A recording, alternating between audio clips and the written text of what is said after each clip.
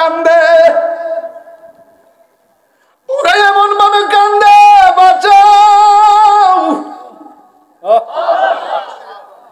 ঘরের পাশে গুরুস্থান, হাজার হাজার মানুষ ঈদের দিন জিয়ারত করতাম যাই, অথচ তারা কাঁদতেছে। আল্লাহ আমরা শুনবা তৌফিক দেয় নাই। গরু ছাগল সব কান্নার আওয়াজ শুনে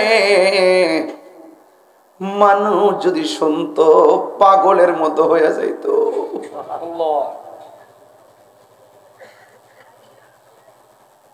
কবরবাসী ডাক দিয়াকে বাঁচাও,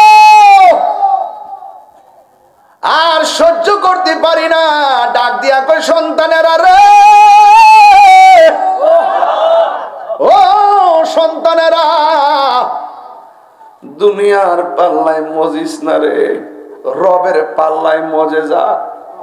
তোরা অন্তর থেকে আমার লাগে দোয়া কর, এই দোয়া কবরের মধ্যে নেকি হইয়া ঢুকবো। সন্তান যখন মার কবর পরে দাঁড়াইয়া চোখের পানি ফালায় গা, রব্বির হামহুমা কামা রব্বায়ানি সগীরা। সন্তান চোখের পানি ফালাইতে দেরি, আবার আল্লাহ ওই মায়ের কবরে নূরের বাতি জ্বালাইতে দেরি করে না। মানুষ মারা যাওয়ার পর মানুষের লাশ দেখার জন্য যাবেন, দেখবেন যে এই মানুষটা এমন ভাবে নড়াচড়া করতে আর নড়তে পারে না। মানুষকে যখন গোসল করাবে, গোসলের সময় লাশটা দেখতে যাবেন, যে লাশটা নড়াচড়া করত, গোসল খানায় তার আঙ্গুলটা নিজে দৌত করতে পারে না, নিজে কুলি করতে পারে না, তখন বুঝতে পারবেন মানুষ কত বড় অসহায়, ঠিক কিনা? মানুষকে যখন কবরে নামাইব, ও আমার কিলবাময়ের মা, রঙ্গেন গোড়া আর কত দৌড়াইবা গো মা? তুমি মনে করছো রঙ্গিন শাড়ি কাপড়টাই বুঝি তোমার আসল কাপড়, স্বামীর বাড়িটাই বুঝি তোমার আসল নায়রের ঘর? না গো না, আসল নায়রের ঘর হলো কবর। কথা কোন ঠিক কিনা?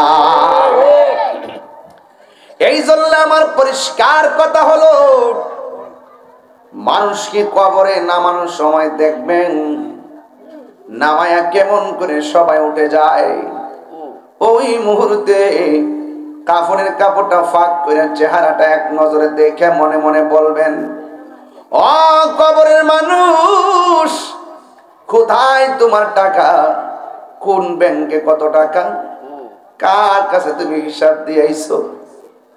ও কবরের মানুষ, তোমার সন্তানরে তুমি কোথায় রেখে আসছো?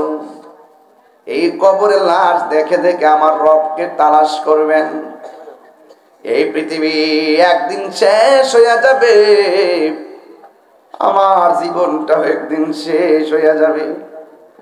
অনেকে মনে মনে ভাবতেছেন হুজুরে কালেকশন দিয়া 10-15 মিনিট খোয়াই দিল, ওয়াজ করে নাই। আরে ওয়াজ করবো, ঘটনা মনে রাখছো আর ভুলে গেছো, পালন করো আর করো নাই। কিন্তু যারা দান কইরা দিছেন, মনে রাখবেন আপনার জীবন ধন্য হয়ে গেছে। যেই দিন মা সন্তানের সামনে পরিচয় দিবে না, সন্তান মার সামনে পরিচয় দিবে না গো। মানুষ যেদিন হাই হাই বলে কাঁদবে, ওই কঠিন মুসিবতে আজকের খিলবাময় যারা দান করছেন, এই টাকাগুলো নেকি হইয়া মিজানের পাল্লায় কথা বলবে। এ দুনিয়া ছেড়ে চলে যাব একদিন, মায়ারি বাঁধন ভেঙে যাবে একদিন। এ দুনিয়া ছেড়ে চলে যাব একদিন, মায়ারি বাঁধন ভেঙে যাবে একদিন, আসব না আমি আর এ ভুবনে কোনো দিন, এ দুনিয়া ছেড়ে চলে যাব একদিন। এই তো বাড়ি গাড়ি ক্ষমতা সবই চলে যাবে, তুমি পরে রবে সবই। দুনিয়ার মায়া সব, দুনিয়ার মায়া সব ভেঙে যাবে একদিন, এ দুনিয়া ছেড়ে চলে যাব একদিন। হাইরে অখিল বাময়ের বাবা, টিনের ঘরের একটা ছিদ্র দিয়া পানি পড়লে ছিদ্রটা বন্ধ করে দেয়, কিন্তু কবরের ভিতরে তোমার মায়ের কবর কোমর পর্যন্ত পানির মধ্যে হাড্ডি গুলা ভাসতেছে। খিলবাময়ের গুরুস্থানে বাবার লাশ পানিতে ভাসতেছে। একদিন গুরুস্থানের মধ্যে যায় খবর নিলাম না, এই জন্য আমার আল্লাহ কঠিন ভাবে বলে দিয়েছেন, বান্দারে জিন্দা আর মুর্দা এক হতে পারে না। ওয়ামা ইয়াস্তাবিল আহইয়াউ ওয়ালাল আমওয়াত,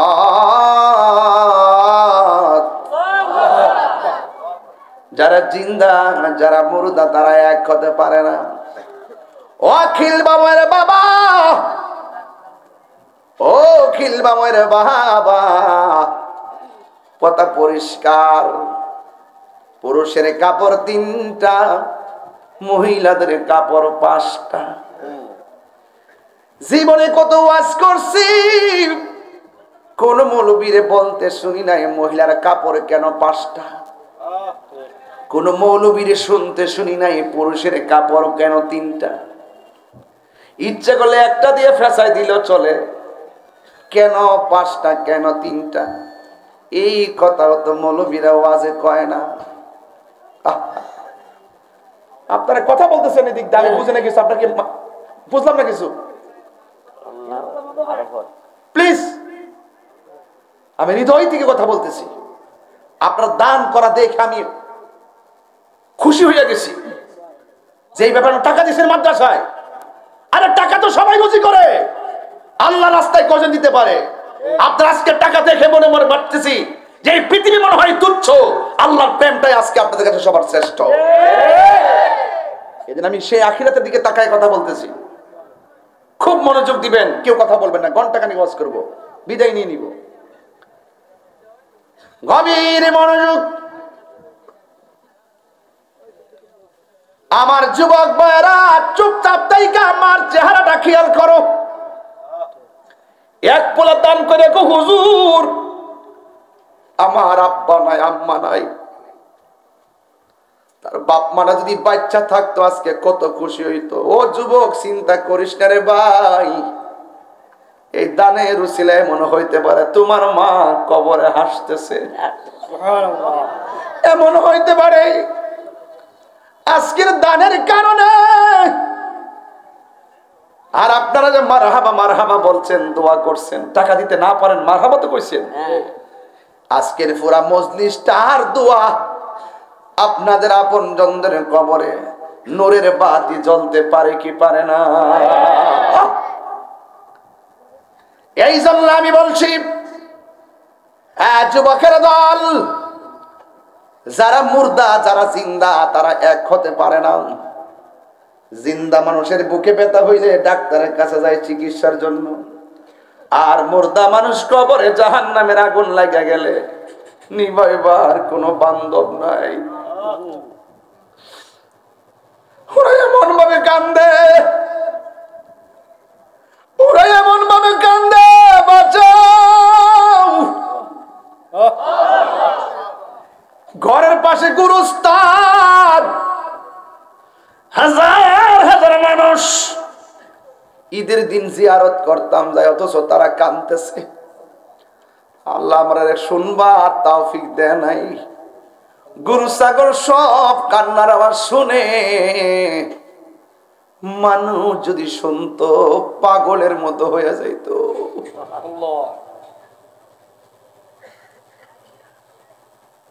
কবরবাসী ডাক দিয়াকে বাঁচাও,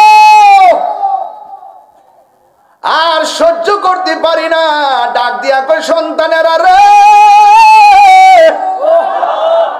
ও সন্তানেরা,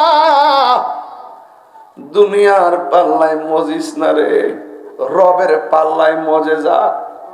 তোরা অন্তর থেকে আমার লাগে দোয়া কর, এই দোয়া কবরের মধ্যে নেকি হইয়া ঢুকবো। সন্তান যখন মার কবরের পরে দাঁড়াইয়া চোখের পানি ফালায় কয় রব্বির হামহুমা কামা রব্বায়ানি সগীরা। সন্তান চোখের পানি ফালাইতে দেরি, আবার আল্লাহ ওই মায়ের কবরে নূরের বাতি জ্বালাইতে দেরি করে না। সব মাহফিল পাগলামি মনে করো না। গুরুস্থানের মানুষগুলো আজকের মাহফিলে তাকায়া রইছে। আপনারা ভাবতেছেন তাড়াতাড়ি মাহফিল শেষ কইরা বাড়িতে যায়, গুরুস্থানের মানুষগুলো বলতেছে তাকদার শেষ কইরো না, আমি আশা রইছি আমার স্বামী আমার জন্য দোয়া করবে। আমি আশা করছি আমার সন্তান আমার জন্য দোয়া করবে। আমার খিলবামার বন্ধু, কি বাসায় ওয়াজ করলে সকাল দিকে নামাজি হবেন, আমার কাছে সেই বাসা নাই। তবে একটা কথা বইলা দিয়া যাই, নামাজ না পইরা কবর গেলে এই অবস্থা ভয়াবহ হবে। আল্লাহর হাবিব বলেন, আমি যখন মেরাজে গিয়েছি গো, দেখলাম সবচাইতে কঠিন হলো কবরের আযাব। কবরের প্রথম রাত্র সহ্য করার ক্ষমতা পৃথিবীর কাহারও নাই। প্রথম রাত ভয়ানক রাত, ভয়ানক রাত্র। বাঁশগুলি দেওয়ার পরে হালকা অন্ধকার, চাটাইগুলি দেওয়ার পরে একদম অন্ধকার, মাটিগুলি দেওয়ার পরে একদম অন্ধকার।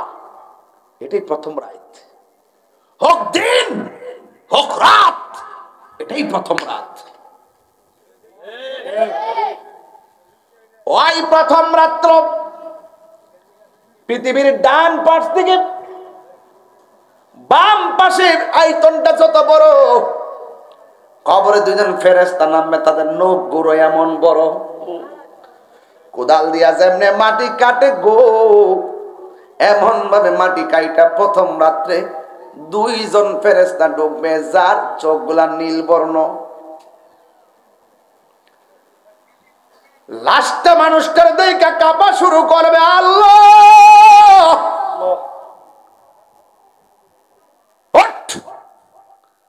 ধমক দিয়ে বসাইব। আমার রাসূল বলেন ওই রাতটা কেউ সহ্য করতে পারবে না। ওই রাতের বেলা ডান পাশের মাটি পৃথিবীর এক প্রান্তে যাবে, বাম পাশের মাটি আরেক প্রান্তে যাবে। দুই পাশের মাটিগুলা এমন জোরে চাপা মারবো, হাড্ডিগুলা একটার ভিতরে আরেকটা ঢুকাইয়া ফালাইবো। রাসূল বলে এই রাত্রটা উম্মতের জন্য ভয়াবহ রাত। কোনো বন্ধু নাই, কোনো বান্ধব নাই, কোনো টাকার লোভিং নাই। আপনজন সব বাড়িতে গিয়া মেহমানদারিতে ব্যস্ত, দূরের মানুষের ভাত খাওয়ায়। আর এই দিকদা বাপটা খিলবাময় গোরস্থানে দিয়েইলাম, আজ পর্যন্ত খবর নিলাম না বাপটা কেমন আছে রে।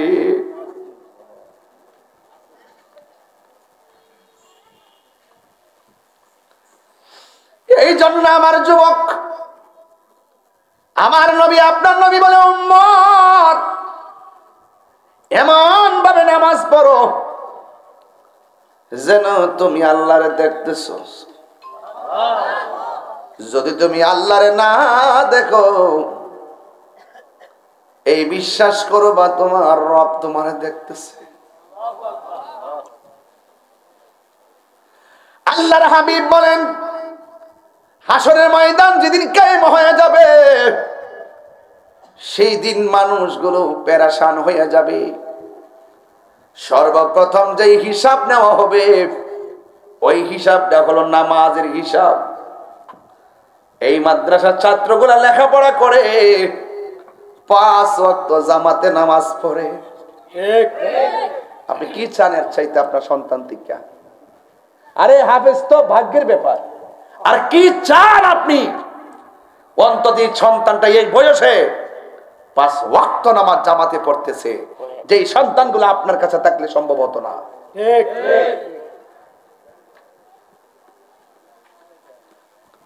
পরে জায়গা পরের জমিন ঘর বানায় আমি রই, আমি তো সেই ঘরের মালিক নই।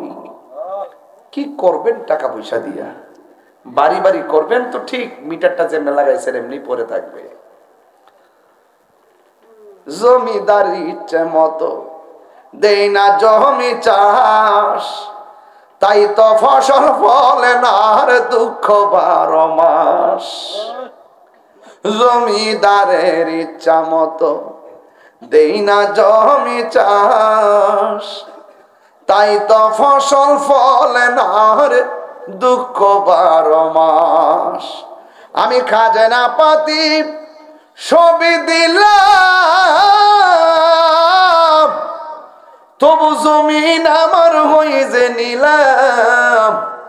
আমি খাজনা পাতি সবই দিলাম, তবু জমিন আমার হয়ে যে নিলাম। আমি চলি যে তার মন জোগায়া, চলি যে তার মন জোগায়া, দাখিলা মিলে না সই, আমি তো সেই ঘরের মালিক নই। কি করবেন ঘর দিয়া? আর টিনের ঘরটা কি করবেন? আপনার দেহ বডির ঘরই তো আপনার না। হ্যাঁ, এই দেহ ঘরের মালিক কে? আপনি তো আপনার না। আমার জমিন, আমার বাড়ি, আমার ঘর, আমার সম্পদ, আমার পদবি, আমার কণ্ঠ, আমার চেহারা, আমি সেলিব্রিটি লাগতে পারে, সব তুচ্ছ। কবরে যিনি আপন হবেন, সেই নবী আমাদের কাছে সবার শ্রেষ্ঠ।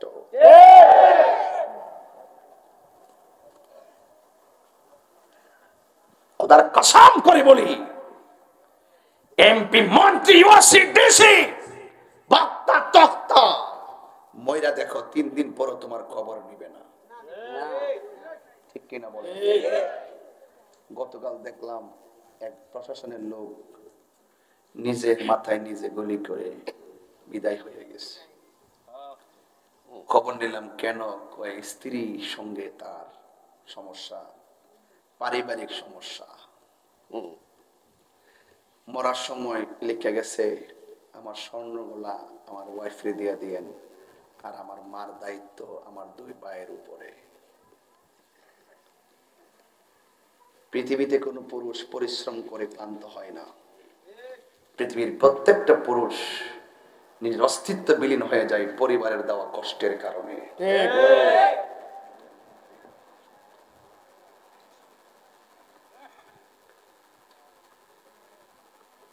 কার আগে কে চলে যায় বলা যায় না। মুরব্বি বেডার আগে ছেলে চলে গেছে, ছেলের আগে বাবা চলে গেছে। আরে বাবা, আরে সর্বনাশ। এই কবরস্থানটা যায় দেখেন, দড়ি নাই, দরিদ্র নাই, কোটিপতি যে কাপড়টা পইরা গেছে, রিক্সাওয়ালা সেই কাপড়টা পইরা গেছে। কোটিপতি যে ঘরটার মধ্যে লাস্টে শুইছে, রিক্সাওয়ালা সেই ঘরে শুইছে। বলুন তো সেই ঘরটাকে টাইলসের না মাটির? যে কাপড়টা পরছে, কাপড়টাকে সাদা না লাল? বাহাদুরি কি শেষ?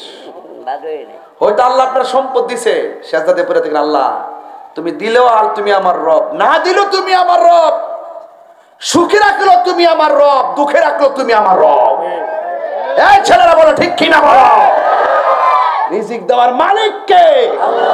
আরো জোরে, আরো জোরে। মালিক তুমি যেমনে সন্তুষ্ট থাকো সেটাই আমরা চাই। এমন সম্পদ দিও না যে সম্পদ তুমি রব থেকে আমাদেরকে গাফিল করে দিবে। এমন সন্তান দিও না যে সন্তানের কারণে তোমার রাস্তা থেকে আমরা দূরে চলে যাব। ওই সন্তান দাও যে সন্তান আমার হাতকে শিকল বানায়া মসজিদে যাবে। বন্ধুরে আমার ও যুবক ভাইরা গভীর মনোযোগ মহব্বত নিয়ে বসে যান। আমি বলছিলাম কবরে নবী ছাড়া কেউ আপন হবে না। এই জন্য এই ঘরে যাওয়ার আগে নামাজের দরকার আছে না নাই? দান করার দরকার আছে না নাই? মরার পরে দান করার সুযোগ আসেনি? মরার পরে নামাজ পড়ার সুযোগ আসেনি? মরার পরে মা বাবার খেদমতের সুযোগ আসেনি? তার মানে প্রমাণ হয়ে গেল যা করবা মরার আগে না মরার পরে। আর জোরে ওই যুবক কিভাবে হক কথা বলতে হয়, কিভাবে চলতে হয় ওমর থেকে বুঝো। ওমর রাদিয়াল্লাহু তাআলা আনহুর কথা প্রথম শুরু করছিলাম ভুলে গেছি। ওই ওমর রাদিয়াল্লাহু তাআলা আনহু তিনি অর্ধ ঝাড়ের খলিফা হওয়ার পরেও গরিবের খবর নিলে লাভ আছে না নাই? এতিমের মাথায় হাত বুলাইলে লাভ আছে না নাই? নাকি গরু জবকিরা নিজে ফ্রিজে ঢুকায় রাখবেন? না না, গরিবের নাকের মধ্যে আপনার বাড়ির রান্না গরুর গ্রান গোশতের গ্রান যাওয়ার আগে গরিবের ঘরের মধ্যে খাবার পৌঁছাইতে হবে। কথা বলেন ঠিক কিনা? এই যে কিছুদিন পর কুরবানি আসতেছে, কিন্তু দেখা যায় বৈষম্য লক্ষ্য করা হবে। এই বৈষম্য তো আর করবেন না। এই জন্য ওমর রাদিয়াল্লাহু তাআলা আনহু থেকে শিখেন। তিনি অর্ধজানের খলিফা হওয়ার পর ওনার ঘরটা ছিল খেজুরের ঘর, খেজুরের পাতার ঘর। আল্লাহু আকবার কোন গেলে। আর আমরা দেশে না বিদেশেও সারা জীবন দুর্নীতির বিরুদ্ধে ওয়াজ করছি। বিদেশেও আছে না নাই? কত অ্যাভেলেবেল, অভাব নাই।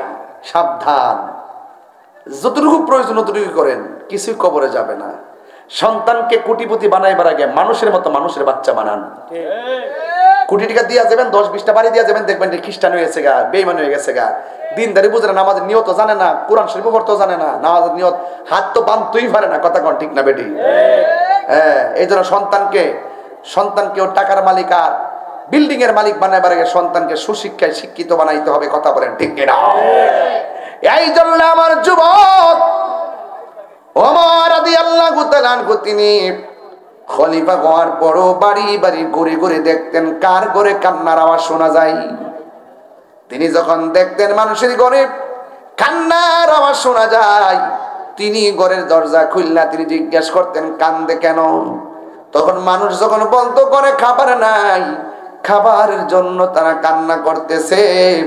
ওমর রাদিয়াল্লাহু তাআলা আনহু রাতের অন্ধকারে আইনা গরিবের ঘরে বাইতুল মাল থেকে আটা দিয়ে যেতে। একদিন 2 দিন, হঠাৎ একদিন তিনি রাস্তা দিয়ে যাচ্ছেন, একটা মুরব্বী মহিলার চোখের পানির কান্নার আওয়াজ শোনা যায়। ঘরের দরজা খুইলা ভিতরে ঢুকলেন, দেখতেছেন মহিলাটা কান্না করে। জিজ্ঞাসা করে কান্দেন কেন? কয় আমার সন্তান খবর নেই না, আমি একা একা পড়ে আছি, হাঁটতে পারি না, বিছানার মধ্যে প্রস্রাব করি, বিছানার মধ্যে পায়খানা করি। ওমর রাদিয়াল্লাহু তাআলা নিজে পরিষ্কার কইরা দিয়া বাইতুল মাল থেকে খাবার আইনা নিজে খাওয়ায়া দিয়া গেছে। বন্ধু, এইভাবে তিনি মেহমানদারি করলেন। হঠাৎ করে তিনি একদিন আসলেন। প্রতিদিন মহিলাটা কান্না করত, কিন্তু একদিন মহিলার কান্নার আওয়াজ পাই নাই। দ্বিতীয় দিন যাওয়ার পরও কান্নার আওয়াজ পাই নাই। ওমর রাদিয়াল্লাহু তাআলা ডাক দিয়া বলে, মা, প্রতিদিন আপনি কোনো না কোনো দুঃখে কাঁদতেন, পেটের ক্ষুধায় কাঁদতেন, অসুস্থতার জন্য কাঁদতেন, সন্তানের দেওয়া বেদনায় কাঁদতেন। ইদানিং কয়েকদিন ধরে আপনার কান্নার আওয়াজ শুনি না, কারণটা কি? আর দেখতেছি ইদানিং আপনি বড় পরিষ্কার, নতুন নতুন জামা কে দিয়েছে? ওই মহিলা ডাক দিয়া বলে, গো ও ওমর, আমার দুইটা চোখ তো অন্ধ, এই জন্য কে দিয়ে গেছে আমি বলতে পারবো না, তবে একটা লোক নীরবে আইসা আমার খাওয়ায় দিয়া যায়, আমার নতুন নতুন জামা পরাইয়া দিয়া যায়। ওমর রাদিয়াল্লাহু তাআলা আনহু মনে মনে ভাবে, গো আমি হইলাম মানবতার ফেরিওয়ালা, আমি সারাদিন মানুষের খবর নেই, রাতের বেলাও খবর নেই, আমার চাইতে এমন কোন পাগল মহিলার এমন ভাবে খবর নেই, আমি কিছু করি আর না করি পাগলটাকে দেখতে হবে। চিৎকার মেরে কি আল্লাহু আকবার বলা যাবে না? তোমরা পাগলকে পাগল বলিও না, সব পাগল পাগল না, কিছু পাগল এমন আছে যারা আল্লাহ নবীর প্রেমে দিওয়ানা, যারা আল্লাহ নবীর প্রেমে দিওয়ানা, ঠিক কিনা? হায়রে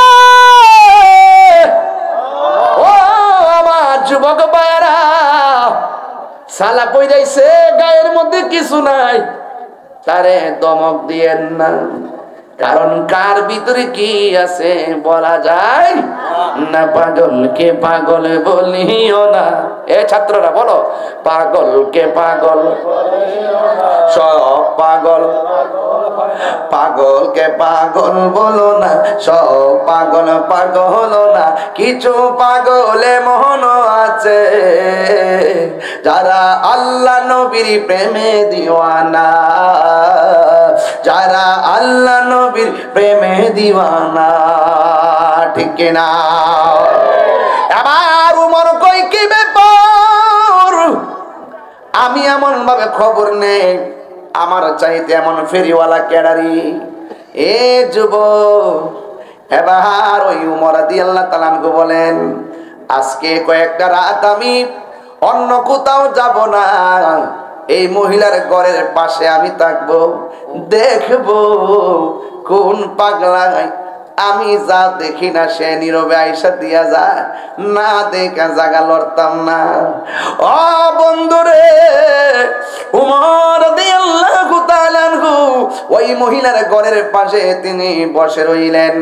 হঠাৎ করে গভীর রজনী হইয়া গেছে। গভীর রজনী যখন হইয়া গেছে, ওই মুহূর্তে তাকায়া দেখতেছে একটা মুখোশ পইরা নীরবে নীরবে একটা মানুষ মহিলা আর ঘরে প্রবেশ করেছে। সুন্দরভাবে খাওয়া দাওয়া করাইয়া নতুন জামা পরাইয়া লোকটা বেরিয়ে যাইতেছে। এবার ওমর ডাক দিয়া কয়, কে গো? আর লোকটা ঠাস করে দাঁড়ায় গেছে, কার কেরি? আমি যে এতদিন আসছি কেউ তো আমার দেখে নাই, আজকে কে আমারে ডাক দিল? লোকটা পিছন দিক দিয়া দেখে উমর রাদিয়াল্লাহু তাআলা আনহু ডাক দিছে। লোকটা দাঁড়ায় গেছে। উমর রাদিয়াল্লাহু তাআলা আনহু ডাক দিয়া কই, কে গো? আমি খলিফাতুল মুসলিমিন, আমি মানুষের দুঃখ দুর্দশা দূর করাই, মানুষের ঘরে খাবার না থাকলে খাবার দেই, এমন প্রেমিক তো মানব দরদি তো আর দেখি নাই, এমন ফেরিওয়ালা তো দেখি নাই। আমি যে খবর নেই সবাই জানে, আপনি কে গো? এমন খেদমত করেন দুনিয়ার জমিনে। আমি উমর এত ঘোরাফেরা করি, আমি নিজেই জানি না, একটু মেহেরবানি করে আপনার পরিচয়টা দেন। দিন নাই রাত নাই এমন ভাবে ঘুরি, কিন্তু এমন ফেরিওয়ালা তো দেখি নাই, মানবতার ফেরিওয়ালা। এই খুব মনোযোগ, খুব মনোযোগ। ওই লোকটা মুখ খুলে না, না খুইলা কই আমার লজ্জা দিয়েন না, আপনার মতো এখনো মানবতার ফেরিওয়ালা হতে পারি নাই। জিজ্ঞাসা করে, কে গো আপনি? মুখটা খুলে দেখান না, পাগল মন শান্ত করি। আল্লাহু আকবার, আল্লাহু আকবার। এই কথা বলার পর যেই মাত্র মুখোশটা খুললেন, খুলে দেখতেছেন তিনি কেউ না, তিনি হল হযরতে আবু বকর সিদ্দিক।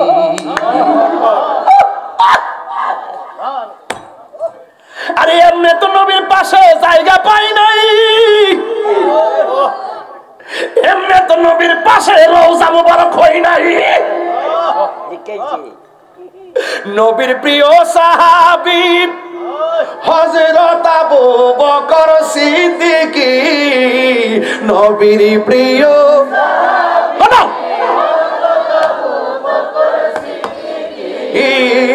ভালোবেসে শুইল পাশে, ভালো যাইয়া দেখো মদিনা মদিনা মদিনা, আসে গো মুমিনের ঠিকানা, বলুন মদিনা মদিনা, ও মুমিনের ঠিকানা। দিদার চেয়ে কাঁদো তোমরা, দিদার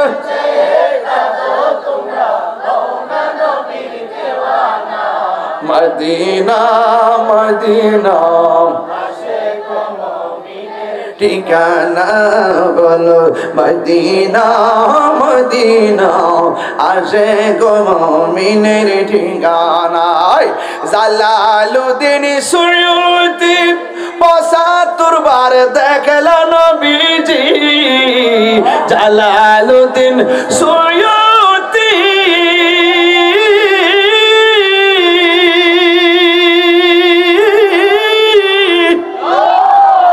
জালালুদ্দিন সুয়ুতি ৭৫ বার দেখল নবীজি, এতবার দেখিয়া নবী, এত বেজালা তাহার মিটে না, আসে গো মুমিনের ঠিকানা, বলুন মদিনা মদিনা, আসে গো মুমিনের ঠিকানা, বলো দিদার চেয়ে কাঁদো তোমরা, দিদার চেয়ে কাঁদো তোমরা, হো না নবীর দিওয়ানা, মদিনা মদিনা, আসে গো মুমিনের ঠিকানা, বলুন মদিনা মদিনা, আসে গো মুমিনের ঠিকানা। একটা জবান বন্ধ রাখবেন না, ওই আবু বকরের মতন ফেরিওয়ালা হওয়ার দরকার আছে না নাই? শুধুমাত্র তুমি করবা তুমি করবা তুমি করবা আমি দেখবো এমন নয়, আমারও দায়িত্ব আছে, আছে কিনা বলেন? অন্তত একটা বস্তা করে সিমেন্ট দিলে কি লস হইব? আরো জোরে লস হইব? একবার দিয়েছে ২০,০০০, আর একবার ১০,০০০। আপনার তৌফিক থাকলে আপনি ১,০০০ দিবেন। ভালো কাজের মধ্যে যত প্রতিযোগিতা করবেন, সম্মান কি বাড়ে না কমে?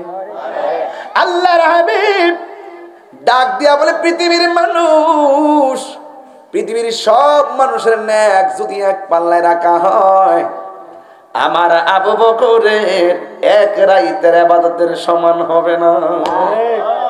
দেখছেন আলামতরা? আর উমরের ব্যাপারে আমার নবী বলেন, আমার পরে যদি এই পৃথিবীর মধ্যে কোনো নবী আসতো, সেই নবীটা হযরতে উমর হইতো। আর উসমানের ব্যাপারে আমার নবী বলেন, আমার ২টা মেয়ের উসমানের কাছে বিয়া দিলাম, আর একটা মেয়ে যদি থাকতো, ওই মেয়েটাকে আমি উসমানের কাছে বিয়ে দিতাম। আর মাওলা আলী রাদিয়াল্লাহু তাআলা আনহুর ব্যাপারে আমার নবী বলেন, আমি হইলাম এলেমের শহর, আমার আলী হইল সেই শহরের দরজা। হায় হায় হায় হায়। এই জন্য যুবক, আমার নবী আপনার মর্যাদা আমার মর্যাদা কেমন বাড়াইছে দেখেন। নবী আমার বলে, হাসরের ময়দানে ৭ প্রকার মানুষকে আমার আল্লাহ আরশে আজিমের নিচে ছায়া দিবে। এর মধ্যে ১ নম্বর হলো ন্যায় বিচারক। সুবহানাল্লাহ। কোন বিচারক? নাকি ঘুষখোর বিচারক? না, ঘুষখোর মৌলবি না।